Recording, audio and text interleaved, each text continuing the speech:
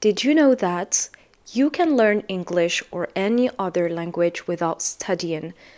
How is that? Can we not study and just learn English just like that? How is that? So, in today's video, I'm going to show you some methods proved scientifically that you can learn actually without studying. So, still until the end of the video to know all about these methods and all about this idea. Hi, hello, how are you doing? I hope that you are doing good and well, and welcome back to another new video. Welcome back to English for a Better Life. If you are new here, my name is Ines, and actually what I do in this channel is that I help you to learn English effectively, and I try to give you advice so that you can learn with simple ways. So if you are new to this channel and you are going to like this video and you like to encourage me, don't forget to subscribe and give me a thumbs up to, of course, become a part of our family. And I'm really delighted and honored to have you here today. And let's start the topic of the day. So as you saw on the title of the video, like, can we learn English or any other language without studying it? Actually, some scientific researches and some teachers proved that, or let's say experts proved that actually you can learn a language without studying it.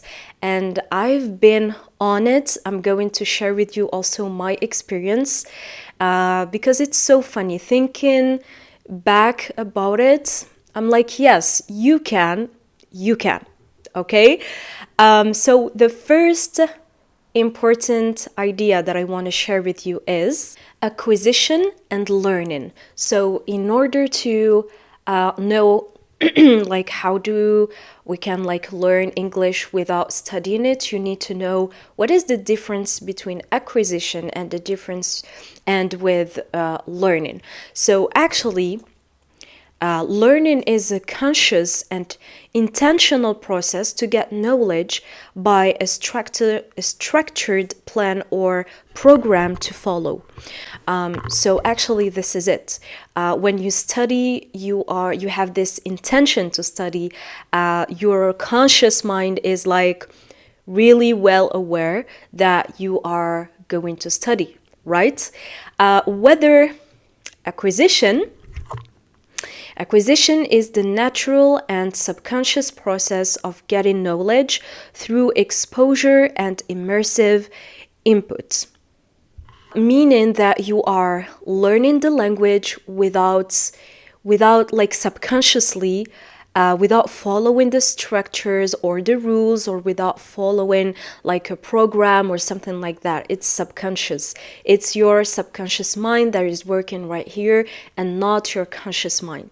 So this is the difference between acquisition and this learning. Is why sometimes I tell you in my videos or in my previous videos that grammar sometimes is not that important than like acquisition. Why is that? Do you remember one time I gave you this baby, you have to have this baby mindset? Because yes, children, like a baby, when he learn a language, how is he going to learn that? Is he going to learn it by structure, by following a program? His unconscious and his unconscious mind is actually absorbing words, absorbing expressions. So the science shows that a baby, when like is going to learn a language by first of all listening, and he starts listening even from the womb of his mother. Subhanallah al-Azim. I didn't know this information, but now I am telling you this. Even from the womb, he is trying to, or he is starting to listen to sounds effects. So then after sounds, the baby or the child start to mimic his parents, or mimic the sounds that he just listened around him. This is why sometimes I tell you, if you want to give your children a better education, like for example, if you want to teach them English or Arabic or French, you have to talk with them at home with like that language, with your target language, and they have to listen to it a lot. This is how a child is going to learn it. So he starts by listening, then he starts by mimicking, and this is why sometimes we have those words, gaga, those bizarre words, those weird words. But because he is starting to mimic, and this is how he's starting to say mama, papa. Oh, that's so cute. But yeah, so this is why I always tell you that you should, like, grammar, yes, is important, but you should really start by listening and do the shadowing method that I told you, like talking with yourself, trying to talk in front of the mirror, trying to shadow some actors on the TV, but trying to do your own effort. The second really important idea is affective filter hypothesis. Yeah, affective filter hypothesis. So what does that mean? Stephen Krashen said that emotional factors such as anxiety, motivation, and self-confidence can significantly impact language acquisition. That means simply that the more you are interested in a language, the more you are going to learn it easily. So as I always tell you that I am fascinated and passionate by this language because I was watching American films and I was fascinated by American actors. And when you relate like your relations and your emotions with learning or with that language, it's going to be much more or much easier. Someone told me on comments, don't say much more easier, much easier. So thank you, I'm learning with you. So yeah, you're going to learn much easier than just learning with like a structure or following a program, but emotions are not present. Did you see? So because emotions were present, I was very motivated to learn English, and I'm still learning it until today. So yeah, I think that you should always relate your learning language with an emotion, with like motivation. I know that we are not going to be motivated 100% of our time, but you should always relate it with like some enjoyable ways. This is why on all my videos I try to actually focus to give you some tips that are like enjoyable, easy for you, because if it is complicated for you with no emotions, it's gonna be really hard. So yes, anxiety, motivation, fear, like feeling giving up, all of these emotions can have a powerful impact on your learning journey. Third idea is called comprehensive input. What does that mean, comprehensive input? It means that you are going to understand when the language is used to transmit meaningful and relatable messages. That means that you are only going to learn the language in just one way when you understand it, right? So when you feel like you're not understanding things, you feel given up. You feel that it's complicated for you. So the only way for you to learn a language is when you are understanding it, and it's slightly above your level, so that you can have like this challenge of learning new vocabulary, new expressions and words, but just slightly above your level. Even if you are a beginner, that shouldn't mean that you have to read or to watch some complicated films, watch some maybe some cartoons. You know, it's like that we start to learn. So the more you make things easier for you, the more the impact of learning the language and the comprehensive input is going to be easier. This is why I always tell you to relate emotions, because learning a language should be experienced in real life context, not just with grammar or something really cold without emotions. You need to relate emotions.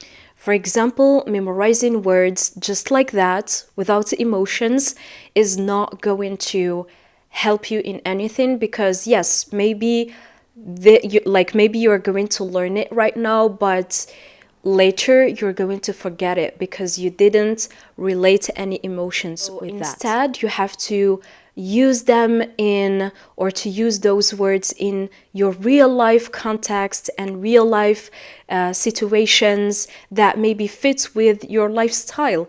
So you need to be intelligent, you need to be smart, you need to think, how am I going to learn this vocabulary or these expressions according to me, according to what I need? So for example, this is why when I work with my students, I always tell them as a homework to choose 3 words that they feel are useful for them, and then that they are going to use in their daily life. You know, I don't like force them to choose like the words that I say. No, instead of that, I just let them choose the words that they feel comfortable with, the words that they feel are useful for their real life conversations. And this is the only way how you're going to learn effectively. If I wanted to give you a tip, you should understand your goal of learning right here. So the goal for you is, how are you going to find a balance and create an environment that fits with your lifestyle and use the benefits of learning and acquisition? This is the most important question that you have to ask yourself. So I believe that yes, acquisition is really important. It's related with emotions, it's related with your unconscious mind, and as I told you, it is a big part of my learning journey.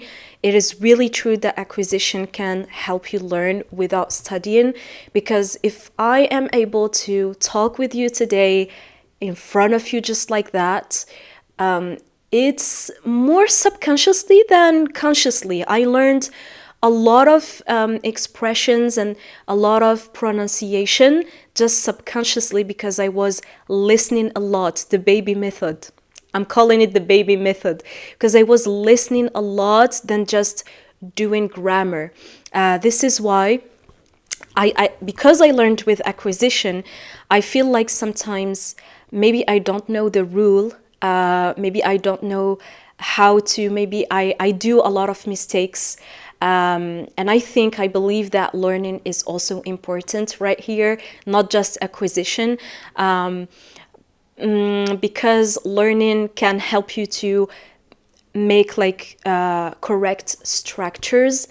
But yeah, I think it's a big part of my learning journey and a big part of where I am today. I think if I just followed the learning thing, consciously, I would not be able to speak today. Because speaking for me was unconscious. Sometimes I remember, and I'm still doing it, while I clean or while I cook, I imagine situations, and I somehow find myself talking and speaking with myself, like this shadowing method, or maybe just speaking and talking with myself and imagining situation. And I promise you that without even thinking. It's like subconsciously I'm like I'm like talking because first of all, I love English. And secondly, it's acquisition. Acquisition. You just listen and practice, listen and practice. And this is why I do a lot of mistakes. This is why you tell me, guys, and I thank you so much on comments. You tell me, this is not the rule. We can't say this. You have to say this. So now you understand why I do a lot of mistakes. I think I should focus more on, on learning because I have the acquisition. And I learned like on school and at college, it was my specialty, but like I have more acquisition than learning. There is a method called the hybrid method. What is this method actually? As I told you, I believe that if you want to learn English or any other language, you have absolutely to get this knowledge and consciously and also consciously, okay? That means that you have to combine both learning and acquisition. You have to combine them. I know that sometimes we have to revise the structures of our phrases, revise the tenses, the conjugation, and the grammar. I know, it's important. This is why I never told you in like once grammar is not important. I just tell you that I feel like you can start by acquisition, then grammar, then because I started with acquisition and I can practice and speak very well, and I spoke with a lot of native speakers. They were shocked. They were telling me like, are you sure that you live in France? And I was like, yes. I just learned English by myself. But yeah, because that is acquisition. And then focus on grammar when you really are, you are much more comfortable. You're comfortable on speaking and everything. You can just focus on like the structure of the phrases, how am I doing mistakes? How can I correct them? But the hybrid method is all about combining the two, the two of them. As I told you, your goal is to find a balance that fits with your environment. Also know that the most important senses that are going to be really helpful for you is your eyes and listening and your ears. And it's not me that I'm telling you this, it's experts. It's scientific researches shows that the human being is more like captured and more like focused when I like, for example, when I see a picture with colors, with things, I'm much more likely going to like memorize it than just seeing that word wrote in a book. So the eyes are important, and the ears also, as I told you. Listening again is really effective and is really powerful. Maybe right now you're not seeing the impact, but believe me that within the years you're like, Alhamdulillah that I did this. Because how are you going to learn unconsciously is by listening, believe me. Another tip, you can also have like a dictionary beside you. So for example, if you have any question, or you are wondering how do we say this word, or where is the difference between these two expressions, you always have your dictionary, and you can, beside you, and you can search about the meaning.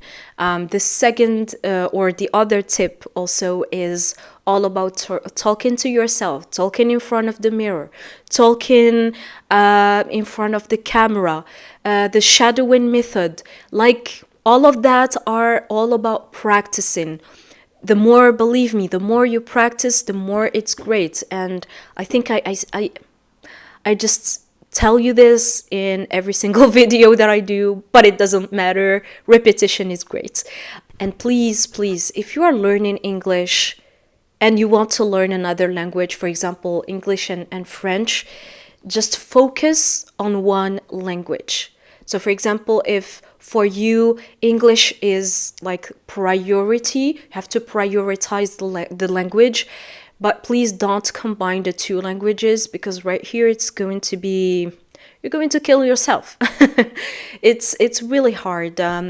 Just one language demands a lot of patience, a lot of work, a lot of attention.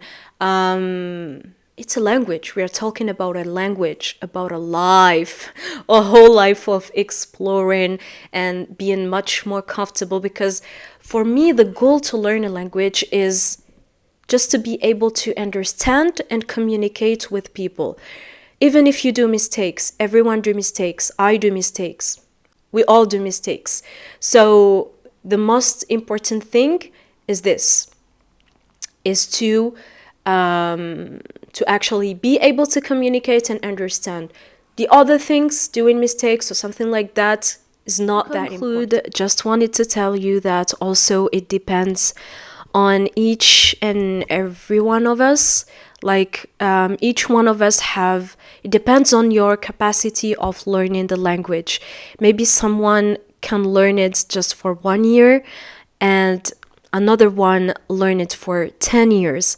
So it depends on your capacity of learning actually. And my advice right here is to not rush. You're going to telling me, oh, 10 years, it's really far, but don't rush, because if you complicate the tasks for you, and you're going to say, for instance, like, I have to study 2 hours in the day, every single day, without breaks, without anything, I think you're going to be depressed and you are going to give up so quickly. Instead of that, just 15 minutes in the day, 10 minutes in the day, but consistency is everything. Combine all of these 10 minutes in 1 year, it's going to give you a whole bunch of vocabulary and expressions and knowledge. So the more you simplify the tasks, the more it's going to be great. So this was today's video. I hope that you like it, you guys. Tell me on comments, what did you think about that? Do you agree that acquisition is important, and do you agree that is important, but we can't, like, we have to not study and just get unconsciously the knowledge? Or do you not agree with this? Tell me. I really want to know your thoughts about that. For me, I think we have to combine them together, emotions with learning, acquisition and learning. So don't forget to subscribe if you liked the video, and also to like it and to share it with everyone who is interested to learn English effectively and with simple ways and tips. And I'm going to tell you, see you in the next video. Bye!